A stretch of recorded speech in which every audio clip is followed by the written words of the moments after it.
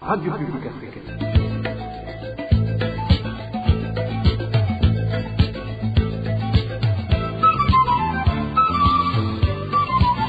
Radio Publique Africaine.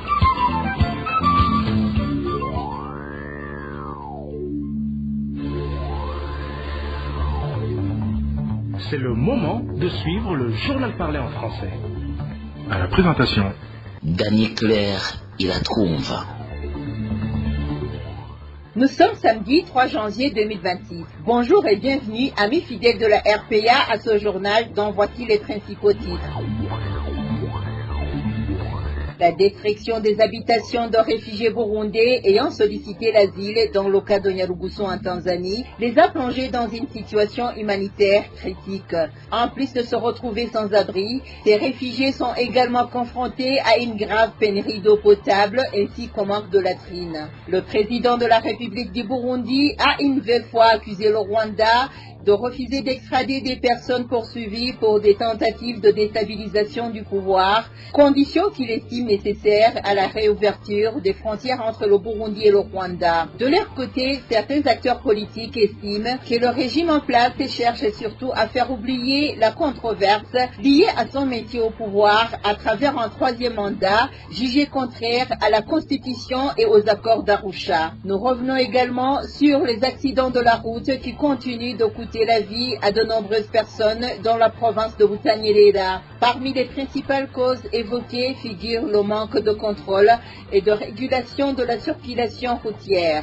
Bien le bonsoir, mesdames et messieurs, tout de suite le développement de ces titres.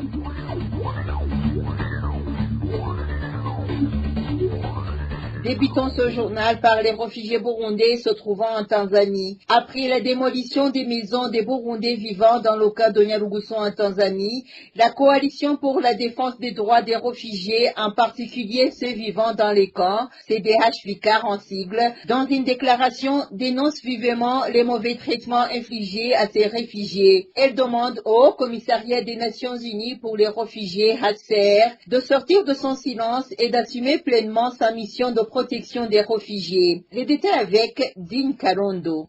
Dans un communiqué sorti le 1er janvier, la Coalition pour la défense des droits des réfugiés, en particulier ceux vivant dans les camps, CDH-Vicar en sigle, dénonce avec vigueur la démolition massive des habitations des réfugiés burundais dans le camp de Nyarugusu en Tanzanie. La CDH-Vicar indique que toutes les maisons de la zone 13 ont été détruites et que selon les informations concordantes, celles de la zone 12 ainsi que d'autres sont déjà inscrites sur la liste des prochaines démolitions qui devrait se poursuivre jusqu'à leur achèvement total. Ces destructions ont laissé les réfugiés vulnérables, en particulier les enfants, les femmes et les personnes âgées sans abri, exposés à la pluie, contraints de passer la nuit à la belle étoile et à subir d'autres formes de souffrance. Selon la CDH-Vicar, ces actes visent à affaiblir moralement et physiquement les réfugiés afin de les contraindre à s'inscrire au rapatriement vers le Burundi, en violation du principe international qui garantit le caractère volontaire du rapatriement volontaire des réfugiés. La coalition se dit profondément préoccupée par le silence du Haut Commissariat des Nations Unies pour les réfugiés, HCR, ainsi que par celui des autres organisations internationales de défense des droits humains opérant en Tanzanie. Alors que ces violations sont commises au vu aussi de la communauté internationale. En conséquence, la CDH-Vicar demande l'arrêt immédiat de démolition des maisons et de toutes les autres formes de mauvais traitements infligés aux réfugiés. Il appelle aussi le HCR à assumer pleinement sa mission de protection des réfugiés et à clarifier publiquement sa position. Enfin, la CDH-Vicar lance un appel pressant à la communauté internationale, aux organisations internationales et régionales de défense des droits humains ainsi qu'aux partenaires humanitaires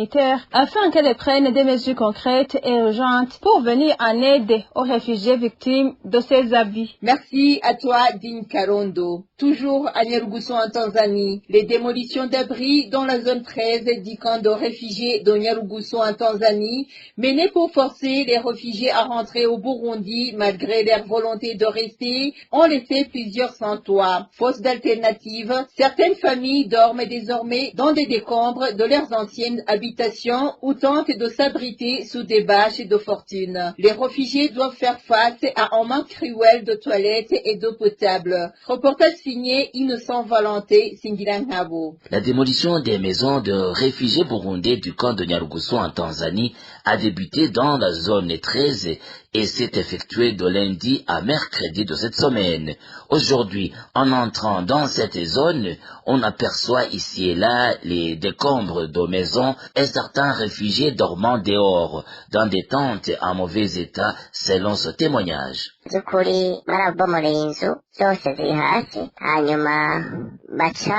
Effectivement, toutes les maisons ont été démolies. Les réfugiés pris de panique sont allés entreposer leurs affaires dans d'autres maisons. Ils ont ensuite utilisé les tentes abîmées pour monter de petites cabanes et dormir. Les parents avec leurs enfants adultes, garçons et filles, ont beaucoup de mal à dormir confortablement dans ces tentes.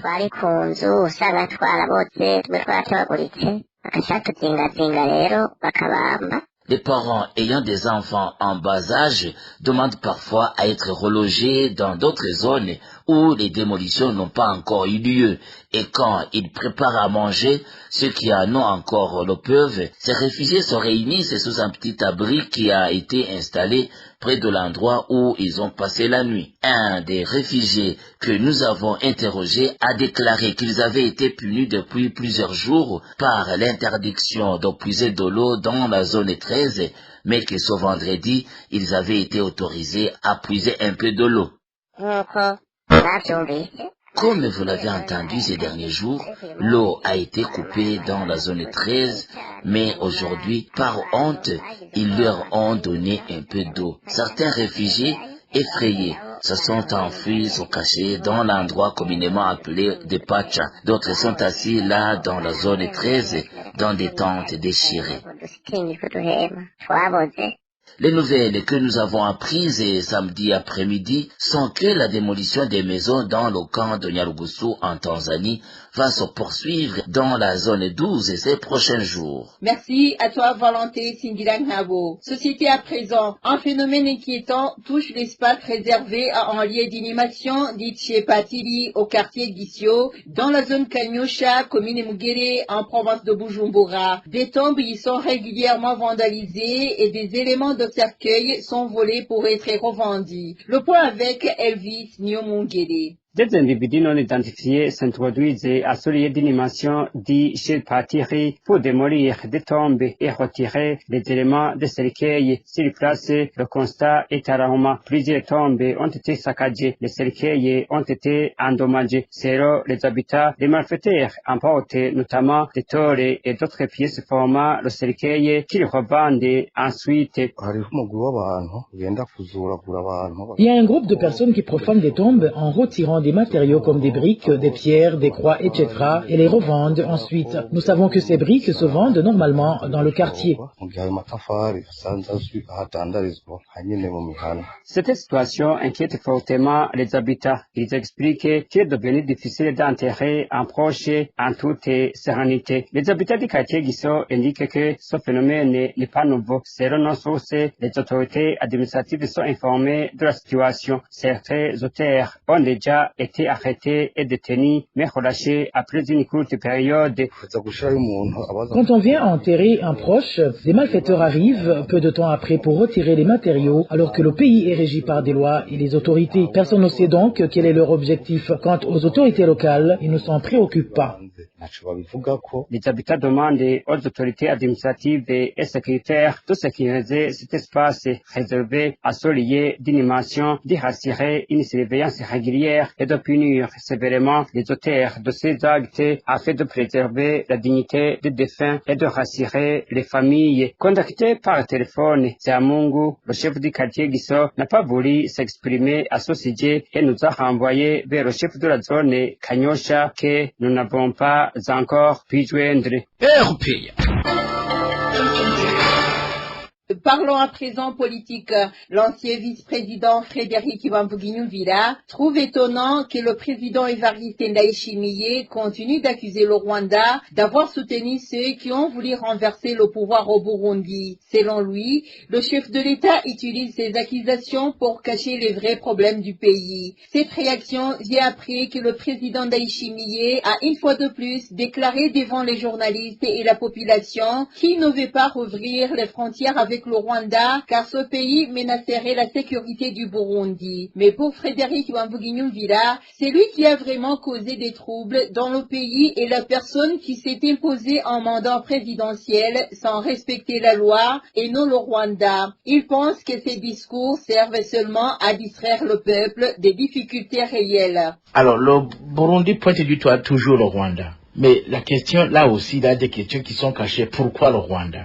Maintenant, le président de la République, à un moment donné, décide de fermer la frontière de façon unilatérale. Ce n'est pas le Rwanda qui a poussé le Burundi à fermer la frontière. Alors, maintenant, la question que l'on peut se poser, l'argument avancé par le président de la République burundaise, c'est de dire, eh bien, nous avons au Rwanda des putschistes. Et sur la question des putschistes, il faut les mettre en commentaire là aussi.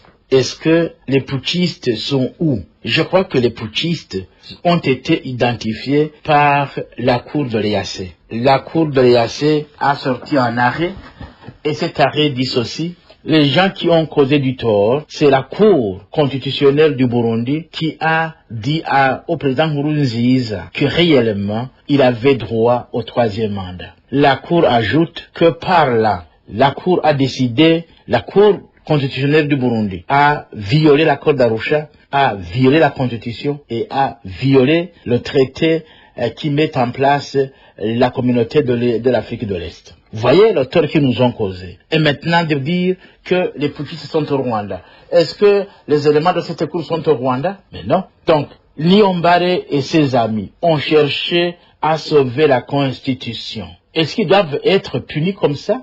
Ça, c'est la justice de quelqu'un qui a gagné ou qui semble gagner, mais en réalité, le droit devrait être dit. Donc, c'est pour cette raison que, quelque part, on doit quand même garder la tête en place et comprendre que cet argument ne tient pas. Le mouvement MAP Burundi Buhire a réagi de son côté à la récente déclaration du président Évariste Ndayishimiye concernant la pénurie d'engrais au Burundi.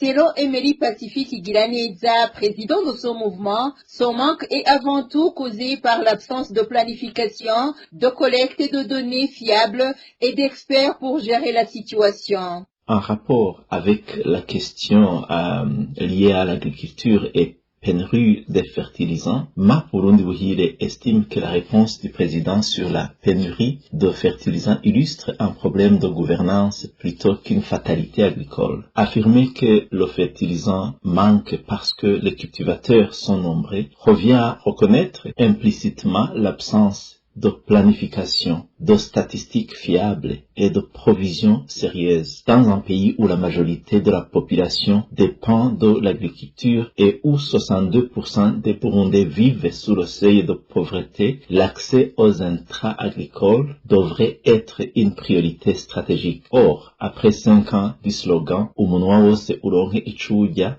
umufuko wose uronke amafaranga", la réalité sur terrain est tout autre. Insécurité alimentaire persistante, inflation, détournement dénoncé dans les filières agricoles et découragement des agriculteurs. Les larmes et les plaintes des paysans ne sont ni entendues ni traitées de manière structurelle. Il ajoute que si le chef de l'État affirmait que le pays va se développer grâce à l'exploitation minière, il devrait d'abord expliquer en détail comment ce secteur est structuré et préparé à réellement profiter à la population. Concernant la sécurité du pays, Emery Pacifique Igiraneza estime que les accusations portées contre le Rwanda sont simplement une diversion pour détourner l'attention des vrais problèmes internes auxquels font face les Burundais. Pour ce qui concerne les mines, emploi des jeunes et promesses de redressement économique, pour MAP Burundi Buhire, le discours sur les mines et la promesse d'un redressement économique rapide révèlent davantage de l'annonce politique que d'une stratégie crédible. Le président évoque la richesse minière sans présenter clairement les partenaires techniques, les études de faisabilité, les contrats, ni les mécanismes de transparence sur les revenus attendus. Appeler les jeunes sans formation ni expérience à investir ce secteur alors que le pays connaît une fuite de cerveaux sans précédent, y compris parmi les diplômés et les militaires contraints à l'exil économique, traduit une profonde déconnexion avec la réalité. Quant à la sécurité, le Rwanda et la fermeture des frontières, MAP Burundi Buhire considère que la manière dont le président aborde la question sécuritaire participe à une logique de diversion. Externaliser systématiquement l'insécurité en accusant le Rwanda tout en refusant l'ouverture des frontières et un dialogue régional apaisé empêche toute réflexion sérieuse sur les causes internes de l'instabilité. Société à présent, les habitants de la zone Rusabagi, commune Rumonge, province de Burunga, dénoncent les détournements commis par ceux à qui a été attribué le marché de construction des zones administratives, car ce qui a été construit ne correspond pas aux moyens qui leur avaient été accordés. Le ministre de l'Intérieur lui-même reconnaît que ces bâtiments de zone en cours de construction présentent de nombreuses irrégularités. Les détails avec Clovis Nyonzima. Les nouveaux bureaux de la zone Rusabagi, commune Rumonge, province Burunga, vus de l'extérieur, paraissent presque entièrement achevés, mais les habitants affirment que lorsqu'il pleut, toute l'eau s'infiltre à l'intérieur du bâtiment. Ils demandent que l'entreprise qui a obtenu le marché de construction de ces infrastructures soit poursuivie en justice. Le bâtiment de l'administration de la zone Rusabagi laisse fortement passer l'eau lorsqu'il pleut, au point que l'eau entre à l'intérieur. Ceux à qui le marché de construction a été attribués devraient être arrêtés car nous voyons bien que ce sont des voleurs et ils doivent être traduits en justice. Dans la zone Mudende, des dégâts sont déjà visibles suite à ces mêmes marchés de construction. Le bâtiment de la zone Mudende laisse passer l'eau, même à travers les fenêtres. Il présente déjà des fissures, ce qui montre qu'aucune expertise technique n'a été appliquée dans sa construction et qu'il n'a pas reçu la solidarité nécessaire. Nous demandons que ces bâtiments soient repris et reconstruits correctement afin qu'ils soient durables.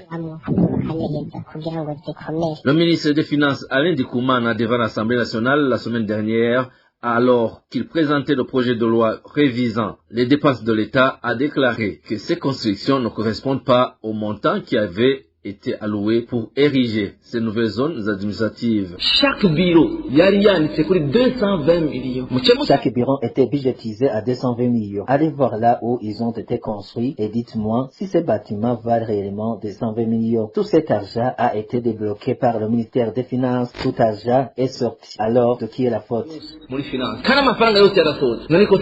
Cela intervient au moment où le ministre de l'Intérieur, dans une lettre datée du 10 décembre 2025, adressée à la société Etacofor, a indiqué avoir constaté de nombreuses défaillances dans ces bâtiments et a exigé qu'elles soient corrigées en urgence. Merci à toi Clovis Nyonzima. À présent, à Butanyirira, les accidents continuent d'endeuiller la population dans la province de Butanyirira, où en l'absence d'un mois, 3 personnes ont déjà perdu la vie et 4 autres ont été blessées. À l'origine de ces accidents, des véhicules qui ne sont pas contrôlés techniquement, le manque de dodanes dans les routes et du contrôle de la circulation routière. Les détails avec Eric Nyonzima. L'accident s'est produit ce vendredi devant le grand marché de Kayanza sur une route pavée où il n'y a qu'un seul dodane. La route est en pente et très glissante. Les freins d'un camion Fuso ont cessé de fonctionner, ce qui a provoqué un accident et a causé l'accident de 5 personnes. Une est décédée sur place et 4 autres ont été blessées. Dans cet accident, 2 maisons, dont une pharmacie, ont été détruites car le camion est entré à l'intérieur des habitations. Sur le lieu, 2 voitures ont été endommagées. Des motos et des vélos qui se trouvent sur le passage du camion ont également été abîmés, selon le témoignage des habitats touchés par l'accident. Les témoins affirment que les dégâts pouvaient encore augmenter. De plus, des accidents de ce genre se sont multipliés il y a 3 semaines, au même endroit, au marché central de Kayanza. Un autre camion Fuso qui transportait des marchandises a aussi perdu ses freins, causant la mort d'une personne. Plusieurs biens ont été endommagés, une maison s'est effondrée. À cela s'ajoute le manque de contrôle des véhicules par leurs propriétaires. Beaucoup estiment que la police devrait contrôler les véhicules qui circulent sur les routes asphaltées, car certains roulent à très grande vitesse sans être inquiétés. Le manque de douane contribue également aux accidents. 2 jours avant Noël, une personne a été renversée et tuée par une voiture roulant à grande vitesse à l'endroit appelé Kukabasazi, dans la zone de la commune Ngozi. Ce qui ressort, c'est que ces accidents sont dus au mauvais contrôle des véhicules circulant sur les routes, à l'existence de routes droites sans douane et ailleurs à l'absence de panneaux de signalisation indiquant la vitesse ou le comportement que les conducteurs devraient adopter sur la route. Voilà, chers auditeurs, c'est par ici que nous clôturons le journal en français de ce samedi 3 janvier 2026. Merci pour votre aimable écoute. Merci également aux équipes rédactionnelles et techniques pour leur franche et parfaite collaboration. À la présentation de ce journal, vous étiez avec Dani Claire Idatkoumva. Excellent week-end à toutes et à tous. Au revoir.